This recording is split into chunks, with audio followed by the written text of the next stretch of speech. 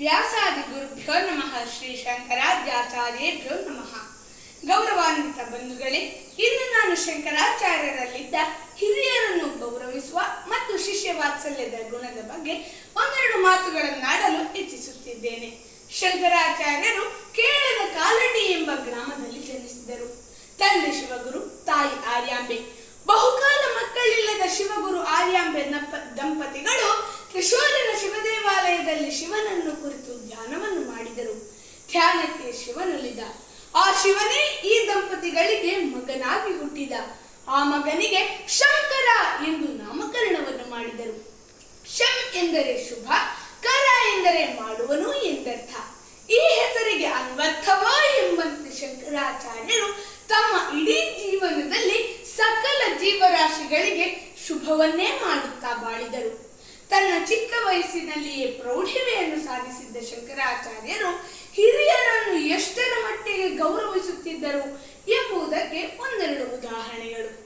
ಬೇಸಿಗೆಯ ಒಂದು ಮಧ್ಯಾಹ್ನ ತಾಯಿ ಆರ್ಯಾಂಬೆ ದೂರದ ಪೂರ್ಣಾ ನದಿಗೆ ಸ್ನಾನಕ್ಕೆ ಹೋದವರು ಸಕಾಲದಲ್ಲಿ ಮನೆಗೆ ಹಿಂದಿರುಗಲಿಲ್ಲ. ಹುಡುಕಿಕೊಂಡು ಹೋದ ಶಂಕರರು ದಾರಿ ಮಧ್ಯದಲ್ಲಿ ಮೂರ್ಛಿತಳಾಗಿ ಬಿದ್ದಿದ್ದ ತನ್ನ ಅಮ್ಮನನ್ನು ನೋಡುತ್ತಾರೆ. ಆಕೆಯನ್ನು ಎತ್ತಿಕೊಂಡು ಮನೆಗೆ ಕರೆತರುತ್ತಾರೆ. ಅದೇ ಸ್ಥಿತಿಯಲ್ಲಿ ನದಿ ದೇವತೆಯನ್ನು ಶಂಕರಾಚಾರ್ಯರು ಪ್ರಾರ್ಥಿಸಿ ಪೂರ್ಣಾ ನದಿಯನ್ನು ಅವರ ಮನೆಯ ಪಕ್ಕದಲ್ಲಿಯೇ ಹರಿಯುವಂತೆ ಮಾಡುತ್ತಾರೆ. ಅಮ್ಮನಿಗಾಗಿ ನದಿ ಹರಿಯುವ ದಿಕ್ಕನ್ನೇ ಬದಲಾಯಿಸಿದರಲ್ಲ ಶಂಕರರು. ಆಹಾ, ಇಂತಹ ಪ್ರೀತಿ ಭಕ್ತಿ! ಇನ್ನೊಂದು ಘಟನೆಯನ್ನು ಹೇಳುತ್ತೇನೆ.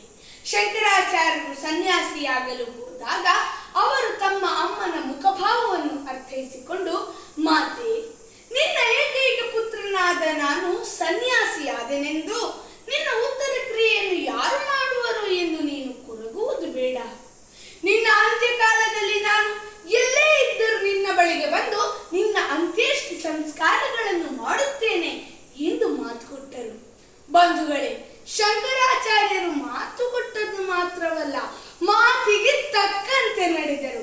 ತನ್ನ ತಾಯಿಯ ಅಂತ್ಯಕಾಲದಲ್ಲಿ ಅವರ ಬಳಿಗೆ ಬಂದು ಅವರ ಮನವನ್ನೆರೆತು ಮಹಾವಿಷ್ಣುವಿನ ದಿವ್ಯ ದರ್ಶನದ ಭಾಗ್ಯವನ್ನು ಕರುಣಿಸಿದರು. ಮಾತೆಯ ಮೃತದೇಹವನ್ನು ತಾವೇ ಚಿತೆಯ ಮೇಲಿರಿಸಿ ಬೆಂಕಿ ಇಟ್ಟರು. ಅಂತ್ಯಕ್ರಿಯಾ ವಿಧಿಗಳನ್ನೆಲ್ಲವನ್ನೂ ಮಾಡಿದರು. ಕೊಟ್ಟ ಮಾತಿಗೆ ತಪ್ಪದೆ ತಾಯಿಗೆ ಕೊಟ್ಟ ಮಾತನ್ನು ಗೌರವಿಸಿ ನಡೆದರು ಶಂಕರಾಚಾರ್ಯರು. ಜೊತೆಗೆ ಜಗತ್ತಿಗೆ ಹೊಸ ದಾರಿಯನ್ನು ತೋರಿದರು.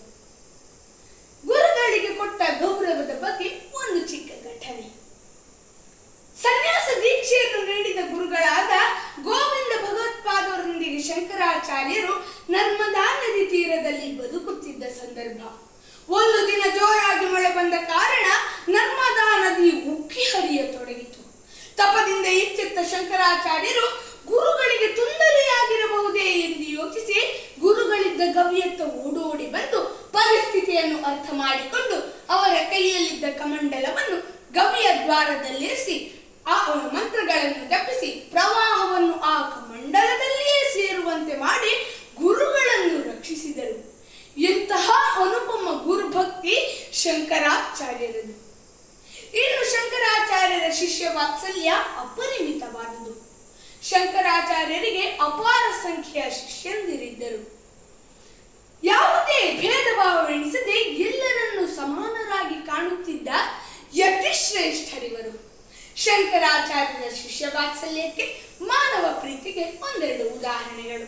ಶಂಕರಾಚಾರ್ಯರು ಬದರಿಯಲ್ಲಿದ್ದಾಗ ನದಿಯ ಆಚೆ ಕಡೆ ಇದ್ದ ಸನಂದನನ್ನು ಶಂಕರಾಚಾರ್ಯರು ಕರೆಯುತ್ತಾರೆ. ಗುರುಗಳು ಕರೆದರಲ್ಲ ಎಂದು ಸನಂದನನು ನದಿಯ ನೀರನ್ನು ಲೆಕ್ಕಿಸದೆ ನದಿ ದಾಟಲು ಪ್ರಾರಂಭಿಸಿದ. ನನ್ನ ಶಿಷ್ಯ ಮುಳುಗಿ ಹೋಗುವನಲ್ಲ ಎಂದು ಯೋಚಿಸಿದ ಶಂಕರಾಚಾರ್ಯರು ಕೂಡಲೇ ನದಿ ದೇವತೆಯನ್ನು ಪ್ರಾರ್ಥಿಸಿ ಸನಂದನನು ಪಾದವಿಟ್ಟಲ್ಲೆಲ್ಲ ಬಿಳಿ ಕಮಲಗಳು ಅರಳಿ ಆತನನ್ನು ರಕ್ಷಿಸುವಂತೆ ಮಾಡಿದರು. ಇಂತಹ ಶಿಷ್ಯ ವಾತ್ಸಲ್ಯ ಶಂಕರಾಚಾರ್ಯರದು. ಇನ್ನೊಂದು ಘಟನೆಯನ್ನು ಹೇಳುತ್ತೇನೆ. ಪ್ರತಿದಿನ ಪ್ರವಚನವನ್ನು ಕೇಳಲು ಬರುತ್ತಿದ್ದ ಶಂಕರಾಚಾರ್ಯರ ಸೇವೆಯನ್ನು ಮಾಡುತ್ತಿದ್ದ ಗಿರಿಯು ಒಂದು ದಿನ ಪ್ರವಚನವನ್ನು ಕೇಳಲು ಬರಲಿಲ್ಲ. ಇದನ್ನು ಕಂಡ ಶಂಕರಾಚಾರ್ಯರು ಆ ದಿನದ ಪ್ರವಚನವನ್ನೇ ಆರಂಭಿಸಲಿಲ್ಲ. ಕೂಡಲೇ ತಮ್ಮ ಜ್ಞಾನ ದೃಷ್ಟಿಯನ್ನು ಗಿರಿಯ ಕಡೆ ಹಾಯಿಸಿದರು. ಗಿರಿಗೆ ಜ್ಞಾನ ಜ್ಞಾನೋದಯವಾಗಿ ಶಂಕರಾಚಾರ್ಯರ ಬಳಿ ಓಡೋಡಿ ಬಂದು ತೂಟಕ ಛಂದಸ್ಸಿನಲ್ಲಿ ಶ್ಲೋಕಗಳನ್ನು ಹೇಳಲು ಪ್ರಾರಂಭಿಸಿದನು. ಇದನ್ನು ಕಂಡ ಶಂಕರಾಚಾರ್ಯರು ಆತನಿಗೆ ತೂಟಕಾಚಾರ್ಯ ಎಂಬ ಹೆಸರನ್ನಿಟ್ಟು ಆತನನ್ನು ತಮ್ಮ ಶಿಷ್ಯನನ್ನಾಗಿಸಿದರು. ಬಾಲಕ ಹಸ್ತಾಮಲಕನಾದದ್ದು, ಮಂಡನ ಮಿಶ್ರ ಸುರೇಶ್ವರಾಚಾರ್ಯರಾದದ್ದು ಶಂಕರಾಚಾರ್ಯರ ಶಿಷ್ಯ ವಾತ್ಸಲ್ಯಕ್ಕೆ ಮೇರು ಉದಾಹರಣೆಯಲ್ಲವೇ? ಬಂಧುಗಳೇ, ನಾನೀಗ ತಮ್ಮ ಮುಂದೆ ಶಂಕರಾಚಾರ್ಯರ ಜೀವನದ ಕೆಲವೇ ಘಟನೆಗಳನ್ನಷ್ಟೇ ಹೇಳಿದ್ದೇನೆ. ಆದರೆ ಶಂಕರಾಚಾರ್ಯರು ಅವರ ಇಡೀ ಜೀವನದಲ್ಲಿ ಹಿರಿಯರನ್ನು ಗೌರವಿಸುತ್ತಾ ಶಿಷ್ಯರನ್ನು ಪ್ರೀತಿಸುತ್ತಾ ಬಾಳಿದರು. ಇವರ ಜೀವನ ನಮಗೆಲ್ಲರಿಗೂ ಆದರ್ಶ, ಅನುಕರಣೀಯ.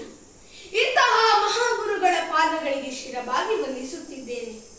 ಇವರು ಹಾಕಿಕೊಟ್ಟ ಮೌಲ್ಯಗಳನ್ನು ನನ್ನ ಬಾಳಿನ ಪಥದಲ್ಲಿ ಅಳವಡಿಸಿಕೊಳ್ಳಲು ಪ್ರಯತ್ನಿಸುತ್ತೇನೆ ಎಂದು ಹೇಳುತ್ತಾ ಅವಕಾಶಕ್ಕಾಗಿ ವಂದಿಸುತ್ತೇನೆ.